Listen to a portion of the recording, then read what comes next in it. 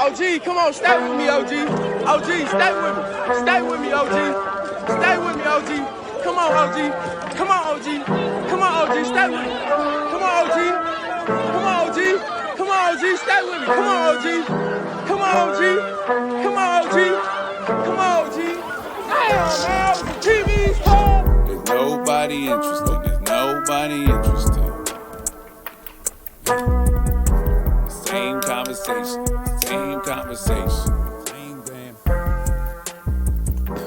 Hey, what's up, everybody? Welcome back. Episode 48 of the Whistling in the Dark podcast. I'm your host, Patrick Bradley, coming to you solo today.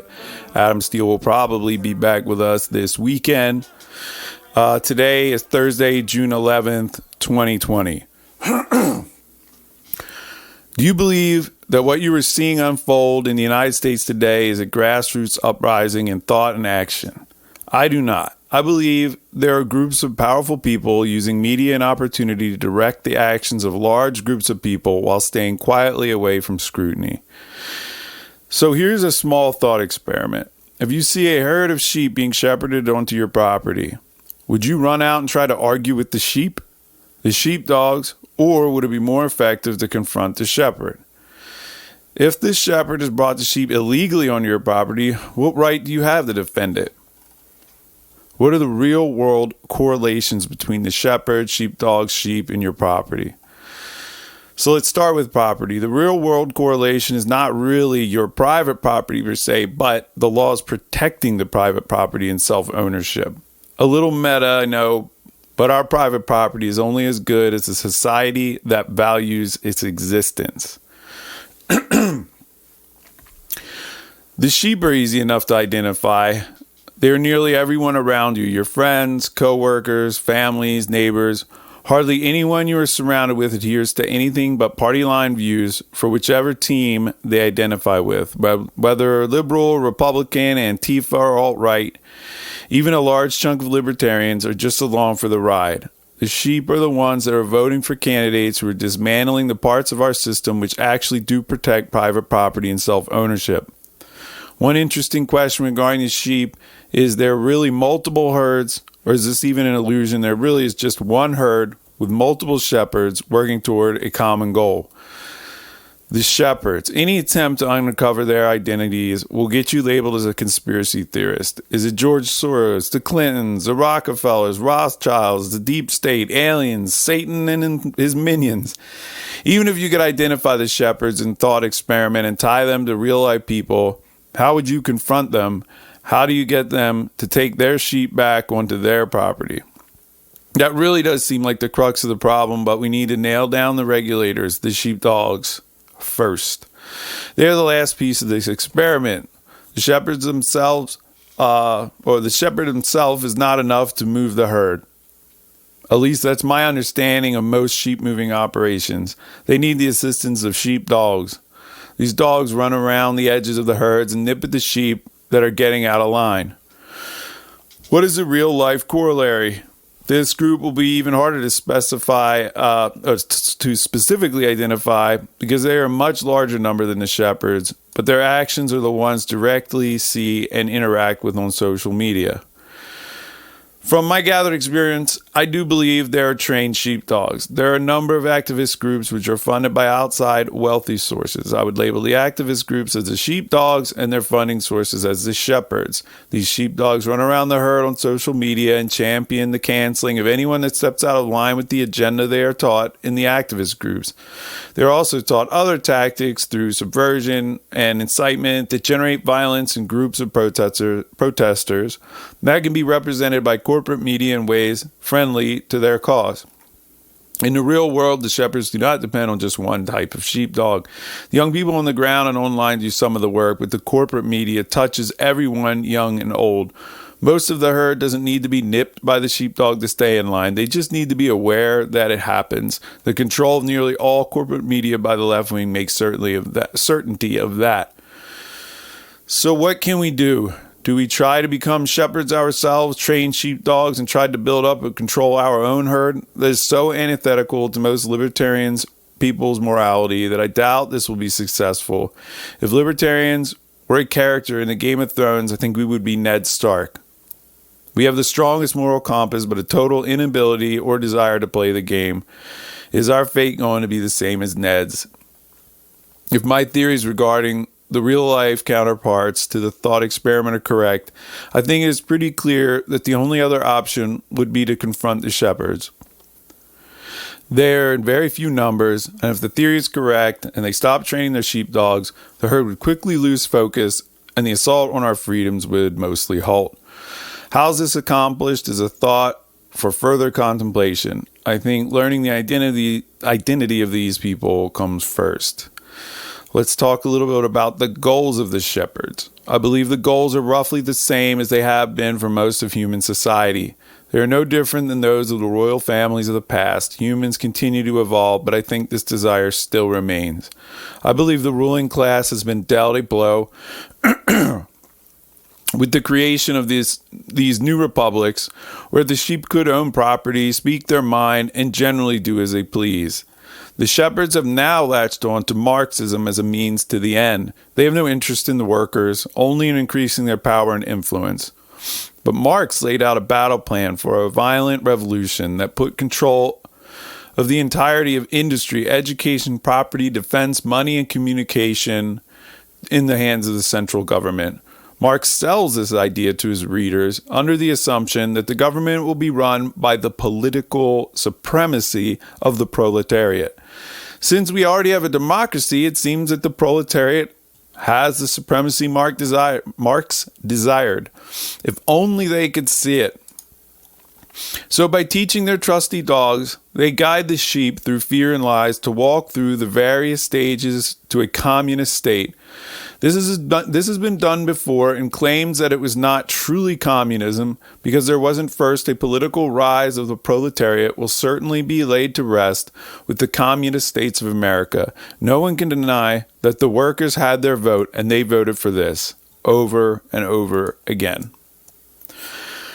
So I've been kind of thinking about this idea for a while. Certainly the connection between the whole sheepdog and I've heard it sort of used both ways. I've heard like the good guys being called the sheepdog and we're trying to protect the herd, and the wolves are the status or something. But I think that this really captures it to me, the idea of the herd coming onto your property, but really almost not even being responsible for their actions, and that they're controlled by really what I think ultimately is a small group.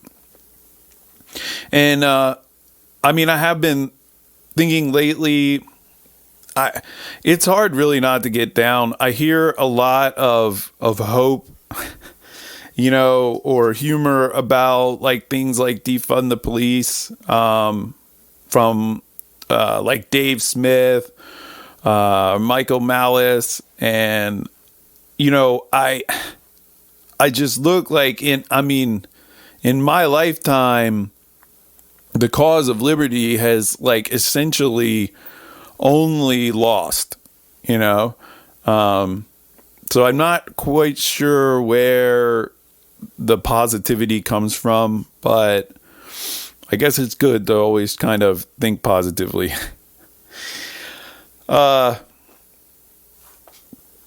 So what I would say is that, as far as the defund the police, like there's this, I've heard some people getting closer to it like in the last day or so, like libertarians. But I would bet a whole lot of money that this is not going to end well from a libertarian perspective as far as defunding the police. I think, there are these claims. I think that some libertarians try to make themselves feel good by saying, oh, well, they're wrestling. They're just starting to wrestle with topics that we've been dealing with for years, like free market, solution, private security for police or whatever. And like, I don't even need to read one line from a website or some publication from, Black Lives Matter or some, leftist group laying out this plan. There's no way in hell they're talking about private police. Like, I mean, it's kind of funny, and I know Adam and I sort of talked about it in the last episode, but like, there's no possible way that's what they're talking about. And I mean, like the movement of the United States, like the evolution of our government has been one towards centralizing power at, the federal level and removing it from the states. So, without knowing for sure what any of these plans are, if there's really a coherent idea, I believe that it's going to wind up where somehow the police that you deal with, on a day-to-day basis, are a more central, more centrally run, meaning like not at your county level, but at like the federal level.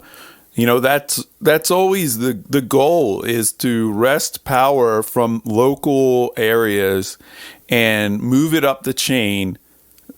So these shepherds, they got, they're the ones at the top of the chain, the people, pulling all the strings. I mean, it's like, how many times have you heard wealthy and powerful people support Brexit?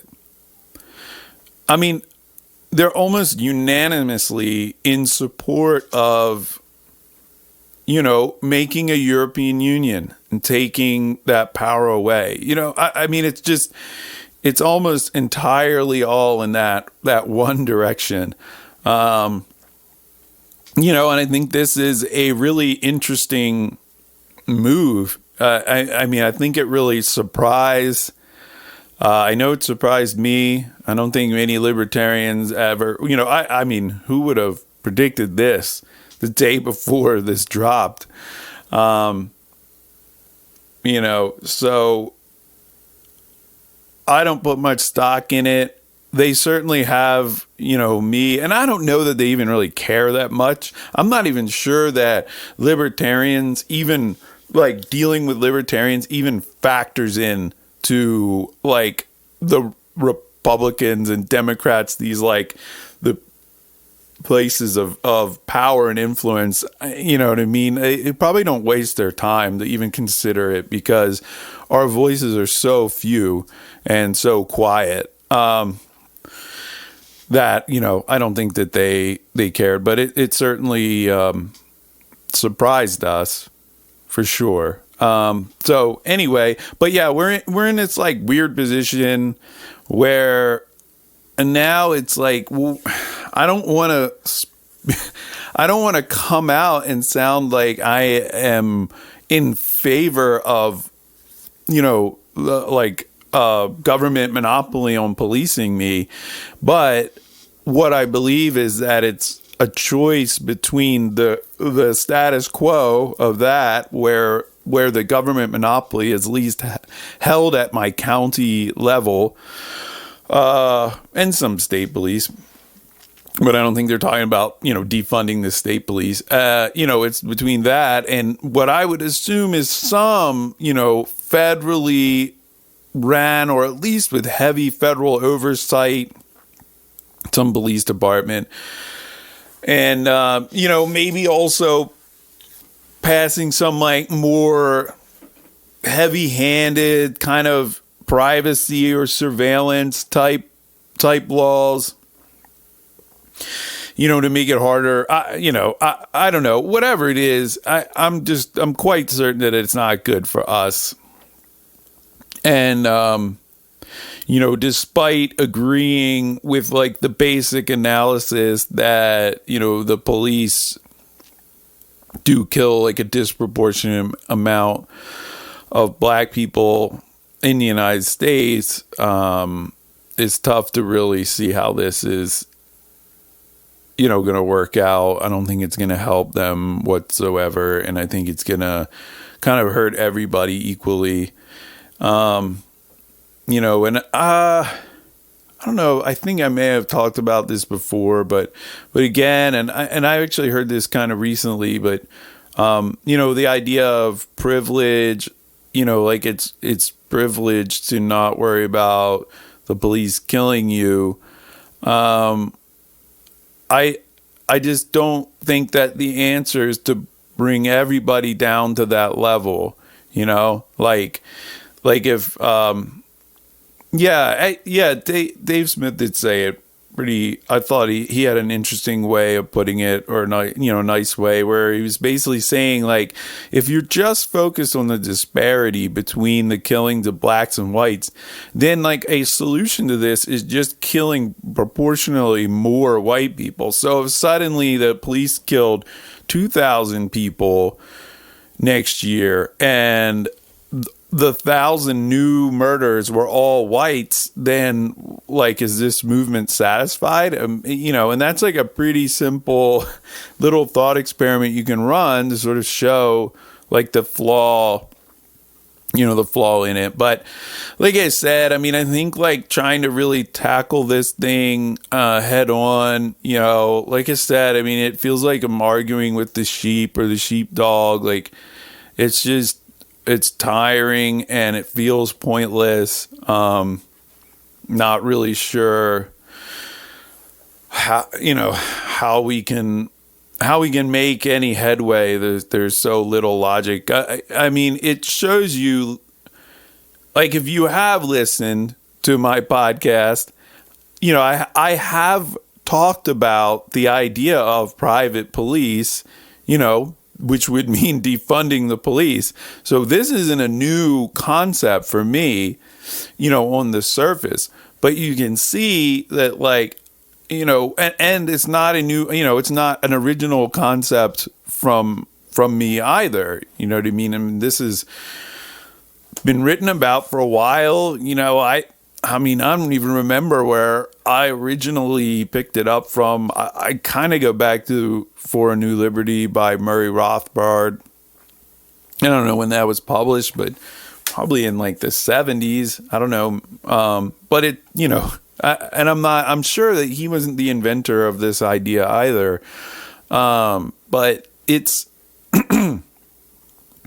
we don't have the megaphone. So it's unbelievable. I could have said something like this, a week before to any one of my, liberal friends, and they would have, completely just dismissed it as ridiculous. He wouldn't even have really tried to even comprehend what I'm saying, I'm sure.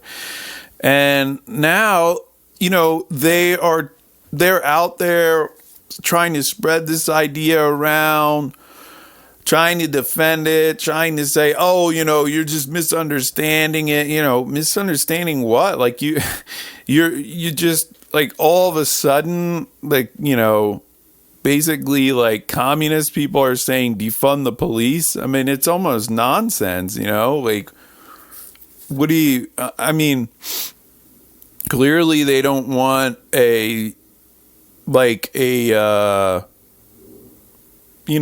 community with nobody like doing like law and order or protection. It's like obviously not what they want. But the point is, it's not very clear what they want.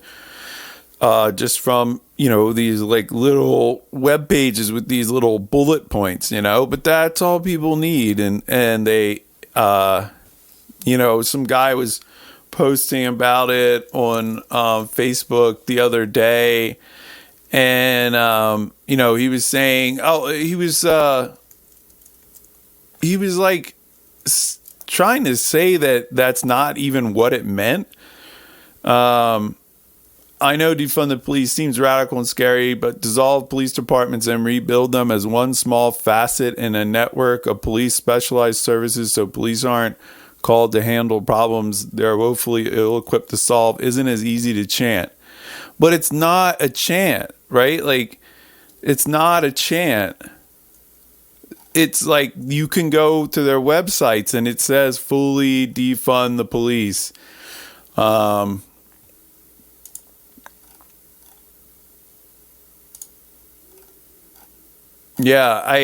He put another thing. Defund the police does not mean eliminate all police funding. Defund the police means police will be funded. Police will not be overfunded. Redistribute the city, whatever. It just says all this other stuff, but like, that's not, that's not what it says. I mean, we looked on it before. It says fully defund the police. I mean, and it's under the heading of abolition. It's not even like jumping through hoops to make these claims. It's like you're just incorrect. I mean, words have meaning. And I know that, the English language isn't perfect, and it's possible to sort of confuse things or whatever, but, this is definitely cut and dry. You can't say under the heading abolition, fully defund the police, and then say fully defund the police does not mean fully defund the police. I mean, it's just nuts. But, anyway, it's more proof that the mass of the U.S. population does not need logic. Like, they do not need a coherent philosophy or idea to get whipped up into a frenzy. It's not necessary, and us libertarians we're completely dedicated to that, that idea. And, like I said, I don't really have really a solution. Certainly don't know how, I'm kind of just feeling like Ned Stark, really. And I'm feeling like the libertarians, the voluntarists in our country, we're just Ned Starks. We're just stick to this principle thing. We will not, we're just not going to play the game. And so we're going to lose. Even if we have the right answer, we're not going to win. There's just no way. So, another kind of like creepy thought I had about this defund the police that really kind of bummed me out this morning. And I knew I wanted to do this yesterday, but kind of glad I waited, I guess. I had a little bit of a new thought, but it was, I'm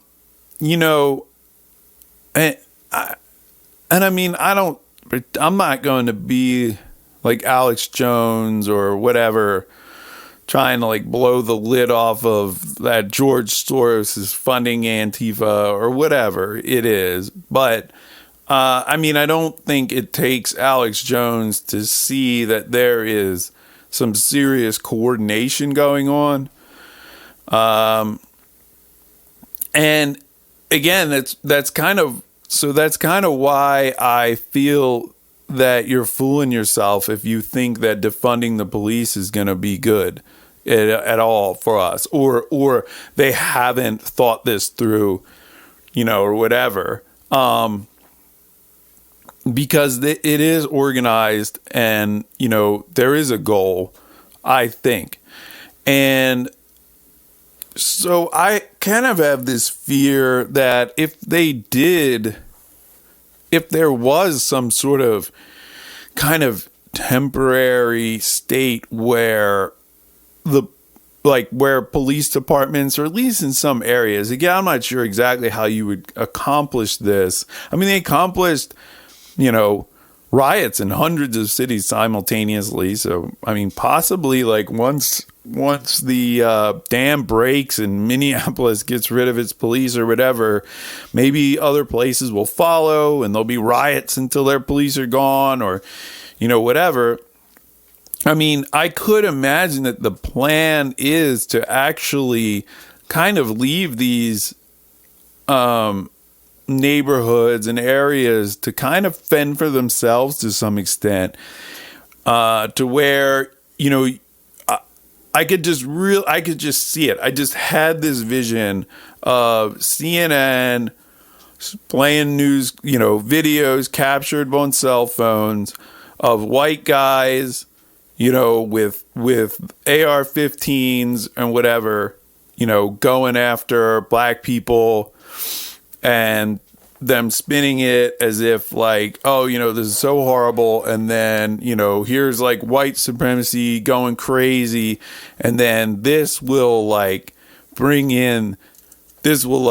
give them the political momentum to really bring in like really heavy gun control laws and this like next generation of police, which is, just more centralized and, much, much more oppressive, and I think, and it won't just be like police of, laws like we see. I mean, I think it's going to be much more of a kind of thought police type of,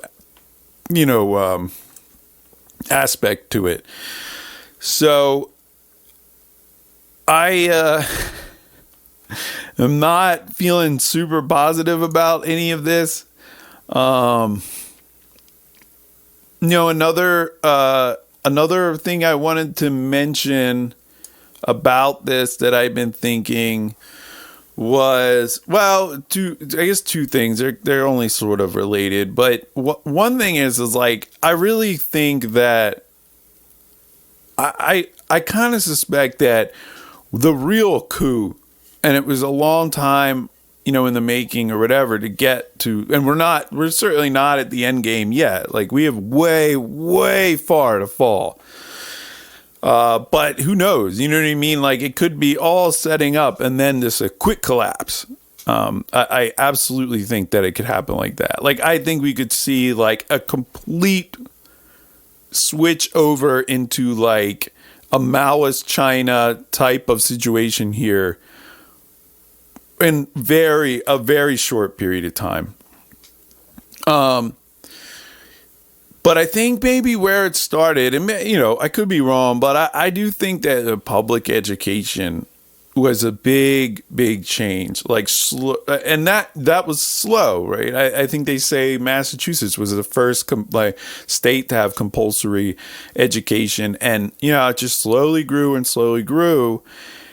And if you go to like a Christian based school, you're going to be taught that Jesus is your savior. And if you go to a government school, you're going to be taught the government's your savior. I really believe that. And that's like the bulk of the population. And that's the training they've received. That's the reality that's been drilled into their head. I mean, imagine if you start to have people starting at 5 years old for a huge chunk of their waking life until they're 18. And you get to just like continually drill in their head, like, be obedient, don't break the rules, and then teach them, some bastardized history to where, the government is always, always on the right, was always good, and like, they need to save us from the capitalists, and they, whatever, how all the various lies that you're taught. And I think it's resulted in a much, much dumber populace, and a populace that has a far more difficult time with critical thinking than it used to. So I think it's a big deal, and so, I mean, maybe that, like, when you talk about strategy, maybe that's what you try to do. I mean, I kind of feel like, you've got to pick, I had a buddy of mine talking to me about this. Like, he was actually talking about the page of the site that made that 8 Can't Wait. And he thought it was interesting. You know, it's like, obviously they're in a different, you know, they're more like left wing or whatever, but they have this whole movement and everything like laser focused on this one issue. And means like maybe we, you know, as libertarians could maybe learn from that strategy. And instead of, you know, presenting kind of the whole platform at once, just say like, legalize drugs or legalize marijuana, maybe even, you know, I mean, that's obviously moving. So to kind of like fight and really focus and try to win small battles, but that move us towards more liberty. It's an interesting idea, I thought. And so maybe the education system in some way is a possible way, because the more people, the more children you can, you know, get away from that system, I think is the more potential adults that have critical thinking ability. And I think that they're also, and I don't know if this has anything to do with the public education, but I think that also these activist groups are targeting like younger people for sure. Like, I don't remember anything like this when I was in high school. We didn't give a shit. I mean, we were in public school and, you know, I don't know. I just never ever considered going and protesting anything that was going on with the president or wars or whatever, you know. And crime was so much worse. Like, that's something I know Adam had in his kind of group of statistics. We didn't talk about it, but, you know, violence, murder in the United States is like definitely on the decline. I mean, the crack epidemic was rough. And I think around the mid-90s or something, early mid-90s, I believe, the homicide, you know, numbers in the United States kind of peaked. And they've been going down, you know, ever since. So, like, those are the years I'm in high school. But, you know, none of this, nothing like this. It's like 30... or whatever. Yeah, I mean, well, okay, but I guess 25 years later, and now it's like become an issue, like 25 years of like a slow but steady decline. And now it's the issue. It's interesting. You know, like, oh, we gotta get gun control now, or, you know, whatever it is, you know, pick your issue, pick your month, pick your issue. So there's, hold on. I'm sorry. So there's that. And then I also had another kind of random thought regarding these kind of activist groups or whatever. And maybe this one might be kind of specifically Black Lives Matter, I guess. And I think that, I mean, it obviously resonates with black people. That's like the, you know, the sort of sensible target audience for that. And I think that it also, like, amongst like white people, I believe that it much more resonates with people that grew up really wealthy, you know, because they are the privileged group, you know, and I think that they're, you know, you can really play on that guilt and knowing that they didn't really work for, you know, what they have or whatever. They got all this stuff handed to them, you know, whereas, you know, somebody like me, like, sure, I'm sure, you know, if you give me all the same circumstances and make me black, yeah, I would imagine it would, you know, make things tougher for me. But, you know, I didn't, like, I have a mountain of school debt. I have battled addiction. My dad died when I was a little kid. There's all kinds of drugs and drug dealing in the house growing up or whatever. And I grew up just in like a pretty regular middle class area. And, but I mean, it doesn't, like, the idea that I led a privileged life, again, it's all relative, right? There's a ton of people way, way worse off. I mean, just being in the United States versus like not being born in Zimbabwe or whatever, and it also becomes like the metric. Like, what is your actual metric? Is it just how much, economic output you're able to generate or how much you started with? Or is there a way to actually measure happiness? Like, is it possible that somebody could be born into a family with more money, wind up with a life where they make more money, but couldn't they still be worse off than somebody that had less on both sides of that, but just kind of were happier, or like less damaged person emotionally? And maybe you could argue that these things roughly correlate, but that's like, obscene averaging. And I don't think that there's so much variance in these things that I think that averaging really, really does not do the topic justice. But all I have to say is this, kind of bend the knee guilt type trip. I think it works on my friends that grew up particularly wealthy and without much of a struggle. I see them posting, and it's like people that, I mean, they don't give a fuck about black people. I know it. I mean, I know them. Like, they've never done a goddamn thing for people of color in their whole fucking life. And they want to, like, now they're acting like preachy, And and there's this, there's like an implicit idea that somehow I'm in their group, They grew up, in a fucking, multi-million-dollar house, with like very influential, wealthy parents, and like their parents basically buy them their house with their husband and their kid.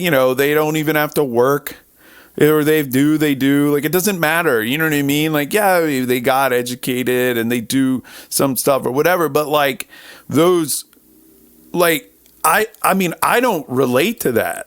Just because we are both classified as Caucasians, that life experience is just not what I went through. So I'm not going to get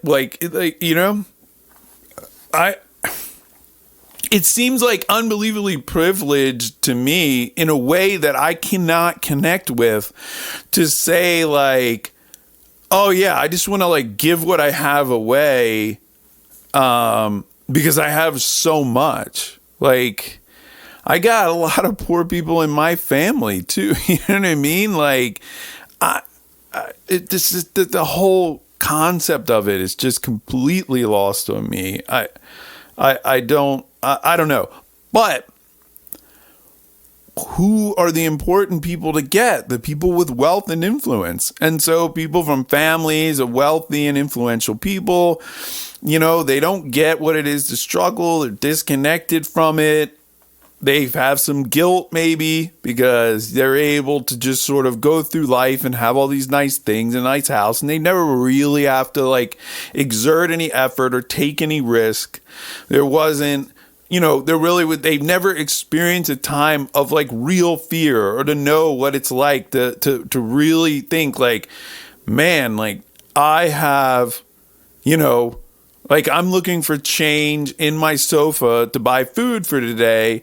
And like, maybe I'll pay my rent with, advance on my credit card. And like, maybe I can go to my mom to get some help with rent this month, but she's going to need it back. Now I'm going to have to get it, it's like, and like I said, I'm not trying to say that like my experience is somehow like this awful, terrible thing, but it's just like unrelated to a lot of what I see posted by these other people that are like, you know, basically posing as fucking activists, and they've never really done a thing for people of color or whatever, you know, their issue du jour of the month is. So yeah, and I don't know, like, so it's interesting because, and I, you know, this, like, I think I've taken this shepherd and sheep analogy pretty far. I'm not exactly sure where they fit in because I feel like they're kind of acting like sheep, but because of their access to, you know, wealth and the families they come from, I mean, I think like the more upper class white people that they can get on board with this is going to really, they're going to be able to use their capital and, you know, their wealth to like amplify this message more than if they get a bunch of, you know, poor people on board. So yeah, it is interesting. So yeah, I don't know, you know, I making the plan, it's interesting. I mean, it seems like I've always kind of had this self-defeatist attitude with it, and it's something I'd say about the left. Like they seem to like be able to be so clever with like activating people's emotions towards some goal that isn't really the actual goal that they have in mind. And I just don't, I mean, I'm an intelligent guy, but I just don't think my brain really works like that. So, another thing that is just to touch on was the coronavirus stuff. I mean, I do see it coming back. And I'll say this. Oh, let's get this up real quick. So I think I looked this morning and we're still so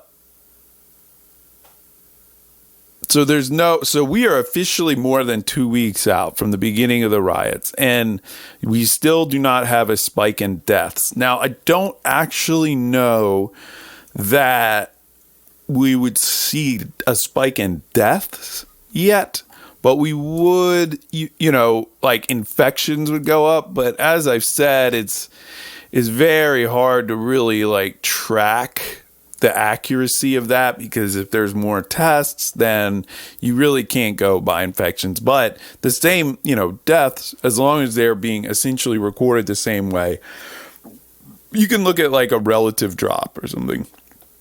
So, you know, we're not trying to see. Yeah, we're certainly not seeing any spike. The last day was 982.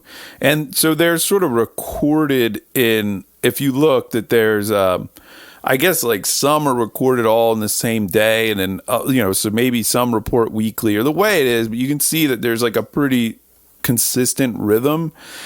And if like after the highest number for like the week, the second number, so last week the same number was 1,084.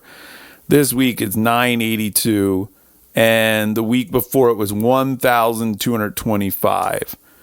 You know, so like pretty steadily declined. The week before was 1,400. Maybe 982 versus 1,084. It's maybe a little bit less. It's only about 100 cases less, but you know, it's still less. So this one, this same sort of day last week or whatever in the cycle was higher. So anyway, that we said, like, unless you're seeing this spike. Now, something I read about, so 2 weeks is like if you do not show symptoms, I guess, in like 2 weeks or whatever, like if you don't have the virus in 2 weeks from exposure, you basically don't have it. Or I guess if you don't show the symptoms, you at least have the kind that's not going to show symptoms. But actually, I think what usually is like 3 to 5 days. So I do think that like hospitalizations and deaths could have risen already. But, we're not seeing, anything resembling this whatsoever. We're not seeing like any change at all. And we had millions of people protesting. They are literally still going now. So, it should definitely be seeing like a big uptick, so that's that. But it is interesting, man. Like I do listen. I've been listening a little bit less, but I've been listening, I listen to sports talk. I have my whole life, and they're basically, they're very focused on, are we going to be able to see sports? Like, are they going to play and how are they going to figure it out? And it's funny because you still hear, like, people have gotten back, like, after they've gotten off the sort of racism and police brutality thing and back onto, like, okay, can we get back to it? They are kind of back into the COVID-19 stuff because sports are still on pause. And when they come back, it's gonna be all weird and like they're trying to figure out. And like one guy's still saying, I think it's not gonna happen unless they can get a vaccine. And and it's like, man, like people are so ill-informed. It's just like, there's no way they're going to know, and again, like, it doesn't really matter that the argument doesn't work out logically because they don't know how to really like follow that through and find a logical flaw. So, I think that the COVID, like somehow, despite, having all of these protests and man, that crazy quote from let me trying to see if Adam had sent it to me.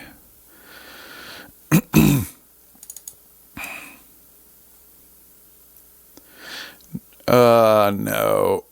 But it was like some crazy quote from some medical body that was basically saying, like, we don't think that there's any risk with protesting, like police brutality. But then they added the qualifier, but don't think that this applies to other protests like ones against the shutdown. I mean, it's one of the most absurd quotes imaginable. I mean, how on earth could the topic of your protest determine whether or not it's dangerous? So anyway, I do think, the assault on our liberties has been an absolute epic proportion. The fact that, like, basically every day I almost live morning to night just at my house, go out back, tend to my little garden, occasionally get food with people or smoke a cigar out back. And like, like the unbelievable change in my life. I mean, there's been nothing from the government that has ever affected my life to the level of this coronavirus. And then to like follow it up with the riots on top of it. It's crazy. And now are they going back to this? I really don't know for sure, but I think Fauci is still coming back and doubling down. They're talking about that the second wave. I read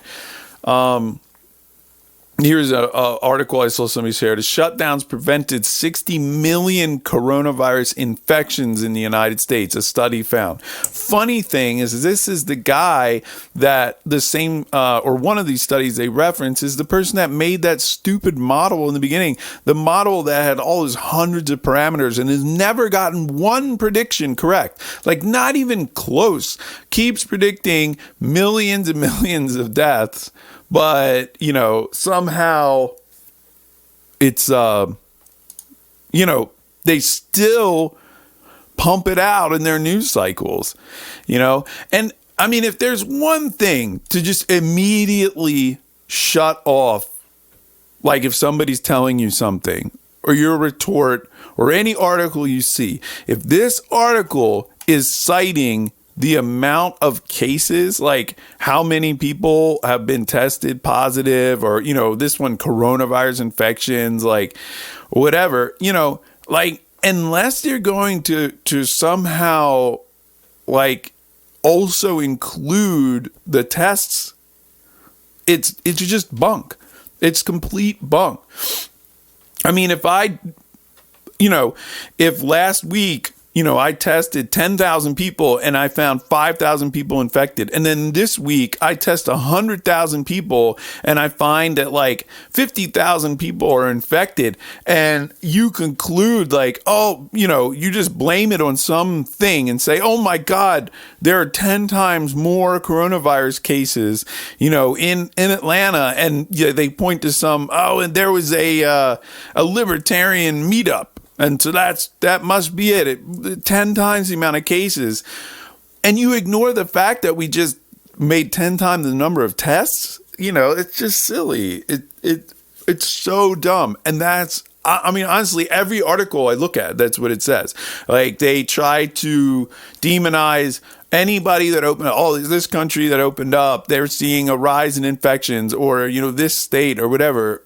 Now, ignoring that, like, when these states open up, they're probably testing a lot more, right? Like, and like in the beginning, you were basically like testing people that were infected. I mean, people with like mega symptoms, and so that's also going to make like the rate worse, right? Because you're like a lot more certain that these people are sick, and so when you start testing now, when you're open up, it's going to be like, hey, we're going to test everybody every week at work or something like that. Whatever your precautions you're trying to take, I'm sure that like way more people are going to get tested.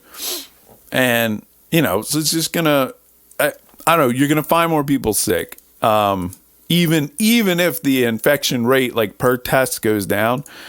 And, I don't know. So, they're still trying to push this narrative. I don't really know what the end game is. I think that like probably for the summer, they're just going to slowly back down off of this. And I'm not sure what kind of craziness. I mean, if the cops and this George Floyd thing get off, it's going to be wild riots this summer. If the trial ends this summer, who knows, another cop could kill somebody or something else. And people, I really like, one of my kind of really bad feelings in my gut is a new precedent has been set with these riots that they can really turn up when they want to. And, at any sort of, I mean, it almost feels like it's like the beginning of a war or something. I mean, it does not feel good. And, I think like the libertarians and the regular whatever, just like gun owning citizenry can sit on the sidelines. But if we get drawn into it, I don't think it's going to be good for anybody. And I think it will result in, because it's like, I think that we'll be drawn in kind of, dragged in, not like, oh, this is a cause, we'll just be kind of defending our own property, our own turf and whatever, so it's not like there'll be this like big commitment of a movement. It isn't like, all right, fuck it. Like, let's go to DC and take out the government. I think like if you somehow had some like organized uprising of like the armed United States citizenry, it could be pretty bad for the government. But I think it's it's not going to be like that. It's going to be very haphazard. And like, I think that it'll just be all too easy for the, kind of corporate media outlets to really paint us in a really bad light. So, but at the same time, you can't sit around and let people like fucking burn down your house and shit. So, I don't know, I think when it comes down to it, you got to protect yourself and, your family and your property and stuff. So anyway, I'm going to wrap it up there. I wanted to get out those thoughts today. Maybe I will go a little bit more the Alex Jones thing, see if I can find any kind of, I don't know, sources or investigative sort of journalism behind these different activist groups to sort of point to a little bit of shepherding, if you will. But yeah, we'll see. And probably this weekend, hopefully, we'll get Adam back in and we'll talk a little bit more about the issues at hand. So take it easy. Peace.